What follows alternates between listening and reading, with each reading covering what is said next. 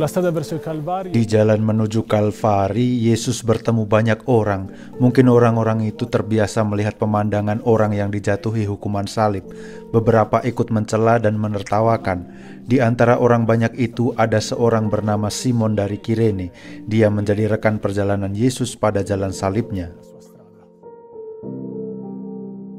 Kita lanjutkan dengan tokoh ketiga yang dijumpai Yesus dalam kisah sengsaranya, yang kita kenangkan dalam perhentian kelima jalan salib.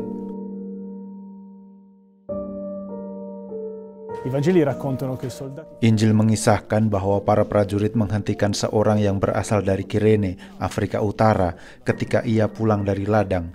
Kemungkinan ini jalan yang sering dilewatinya, atau mungkin juga kebetulan hari itu ia lewat sini. Jalan salib Yesus kini jadi jalan salib Simon. Perhentian kelima jalan salib mengenangkan peristiwa ini. I Vangeli sottolineano Injil-Injil menggarisbawahi bahwa Simon dipaksa memikul salib. Tak perlu kita bayangkan seorang yang dengan sukarela menawarkan diri.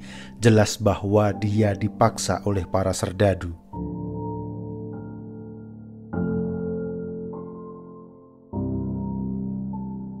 Simone non conosceva Gesù, ma in questo ultimo tratto di strada Simon tidak mengenal Yesus, tapi di jalan ini dialah yang paling dekat dengan Yesus. Kemungkinan Simon dan Yesus berbagi beban bersama, bersebelahan waktu mengangkat salib. Kemungkinan mereka tidak berbicara, mungkin hanya siku mereka saling bertemu.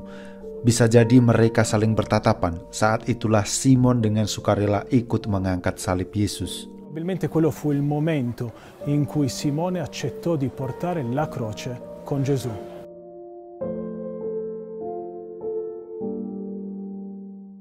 Kita tidak tahu lagi di mana Simon ketika Yesus tiba di Kalvari. Yang jelas tatapan Yesus takkan ia lupakan. Injil mencatat bahwa Simon punya anak bernama Alexander dan Rufus. Maka besar kemungkinan mereka kemudian menjadi bagian dari jemaat perdana. Itu karena perjumpaan Simon dengan Yesus dan ia sudah ikut memanggil salib bersama Yesus di jalan salib. Si vede Gesù che è accovacciato. Yesus tersungkur di tanah lalu bangkit lagi. Ada Simon orang Kirene yang membantunya, tapi kemudian Yesus sendiri yang memanggul salib. Jadi pertanyaannya sekarang, siapa yang membantu siapa? Allora la domanda che ci pone questa tela è chi porta chi? Kita akan melanjutkan jalan salib. Beberapa meter dari sini ada rumah yang menurut tradisi adalah rumah Veronica.